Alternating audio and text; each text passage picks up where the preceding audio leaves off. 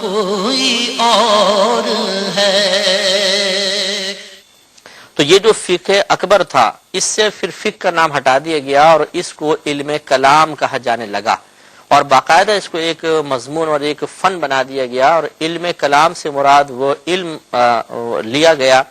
کہ جس میں عقائد اسلام کو ان کے تفصیلی دلائل کے ساتھ بیان کیے جائے۔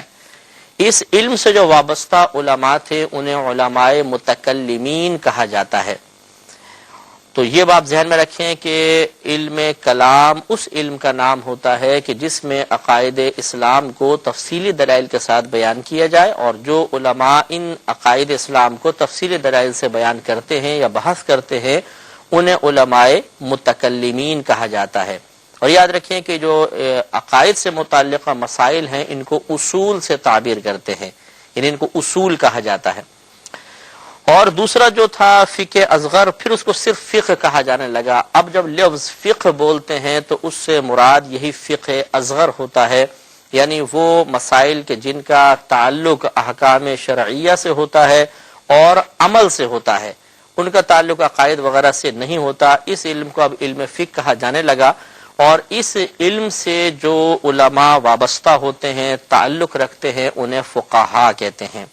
یہ تفصیل میں آپ کی خدمت میں اس لیے عرض کر رہا ہوں، اگر آپ یہ تفصیل ذہن میں رکھیں گے تو جب ہم کفر اور اسلام کے مسائل بیان کریں گے، خصوصاً کلمات کفر کا تذکرہ ہوگا، وہاں یہ اصطلاحات بہت زیادہ استعمال ہوتی ہیں کہ علماء متکلمین نے یہ فرمایا اور فقہاء نے یہ فرمایا۔ تو امید ہے کہ اب آپ فوراً جان جائیں گے کہ جب ہم کہیں گے کہ علماء متکلمین تو آپ سمجھ جائیں گے کہ ان سے مراد وہ علماء ہیں جو علم کلام سے تعلق رکھتے ہیں، اور علم کلام وہ علم ہوتا ہے جس میں عقائد اسلام کو ان کے تفصیلی دلائل کے ساتھ بیان کیا جاتا ہے۔ اور جب ہم فقہاء کا نام لیں گے تو آپ فوراً سمجھ جائیں گے کہ اس سے مراد وہ علماء ہیں جو علم فقہ سے تعلق رکھتے ہیں، اور علم فقہ سے مراد وہ علم ہے کہ جن میں احکام شرعیہ عملیہ کو ان کے تفصیلی دلائل کے ساتھ بیان کیا جاتا ہے۔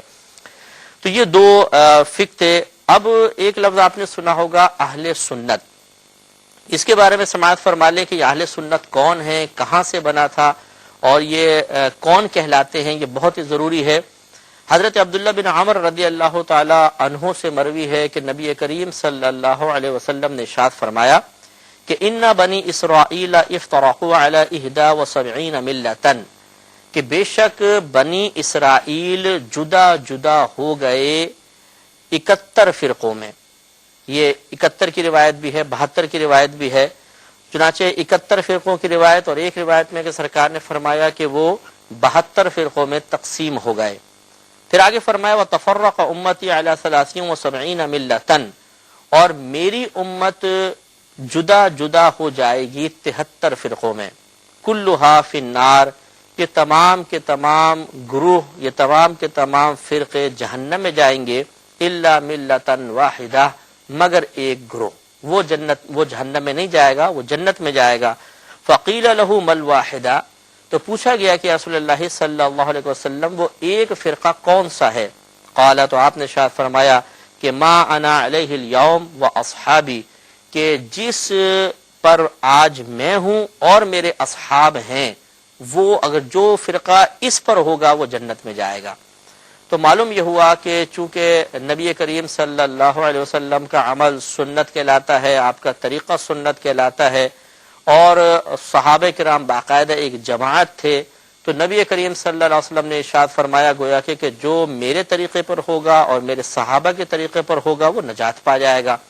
تو نبی کریم سے سنت کا لفظ لیا گیا اور صحابہ کرام سے جماعت کا تصور لیا گیا، اور جو پھر اس پر قائم رہے گا اسے اہل سنہ والجماعہ کہا گیا۔ تو اہل سنت والجماعہ کوئی کسی گروپ یا فرقے کا نام نہیں ہے، بلکہ اہل سنت والجماعت سے مراد وہ مسلمان ہیں کہ جو نبی کریم صلی اللہ علیہ وسلم اور صحابہ کرام کے طریقے پر عمل پیرا ہیں، اور خصوصاً اس کا تعلق عقائد سے ہے کہ جن عقیدوں پر نبی کریم صلی اللہ علیہ وسلم تھے یا صحابہ کرام تھے، جو ان عقائد اور معمولات کو اختیار کر کے رکھے گا، اسی کے مطابق اپنی زندگی بسر کرے گا، انہی نظریات کو اپنے ذہن میں جگہ دے گا، وہ اہل سنت والجماعت کہلائے گا۔ اور اس پہ مزید انشاءاللہ ہم تفصیل بھی آپ کو عرض کریں گے۔ تو یہ اہل سنت والجماعت کا تصور ہے کہ یہ کوئی خاص گروہ نہیں ہے، بلکہ یہ مسلمان ہی کہلاتے ہیں یہ مسلمان ہی حقیقتاً اہل سنت والجماعت ہوتا ہے، اور نبی کریم صلی اللہ علیہ وسلم نے اس کی نشاندہی بہت پہلے فرما دی تھی۔ پھر یہ جو اہل سنت تھے ان میں عقائد کے اعتبار سے دو گروہ بنے۔ یہ تفصیل میں آپ کو اس طرح سے کر رہا ہوں کہ یہ ایک مسلمان کے لیے جاننا بہت ضروری ہے، کیونکہ اصطلاحات اکثر استعمال ہوتی ہیں۔ تو اہل سنت میں عقائد کے اعتبار سے دو بڑے گروہ ہیں، ایک اشاعرہ کہلاتے ہیں اور ایک ماتریدیہ کہلاتے ہیں۔ اشاعرہ جو ہے یہ ابو الحسن اشعری رحمت اللہ علیہ کی جانب منسوب ہیں۔ یہ حضرت ابو موسیٰ اشعری رضی اللہ تعالی عنہ کی نسل سے تھے، اور سن 260 ہجری میں آپ کی پیدائش ہوئی تھی۔ اب 1430 ہجری ہے، 260 ہجری میں آپ پیدا ہوئے، بہت پرانا زمانہ ہے، آپ اندازہ کریں۔ اس میں ابو الحسن اشعری رضی اللہ تعالیٰ عنہ کی پیدائش ہوئی، اور آپ نے عقائد اسلام کو ان کے تفصیلی دلائل کے ساتھ بیان فرمایا۔ تو یہ بہت بڑے عالم تھے، اور یہ اکثر اہل سنت کے رئیس المتکلمین کہلاتے ہیں۔ تو جو ان سے وابستہ لوگ ہیں، وابستہ لوگ سے مراد یہ ہیں کہ جو عقائد اسلام کو آپ کے دلائل پیش کردہ دلائل کی روشنی میں اختیار کرتے ہیں اور ان دلائل کو ہی قوی تصور کرتے ہیں، انہیں اشاعرہ کہتے ہیں، اور اس کے بانی ابو الحسن اشعری ہیں۔ میں بہک سکوں یہ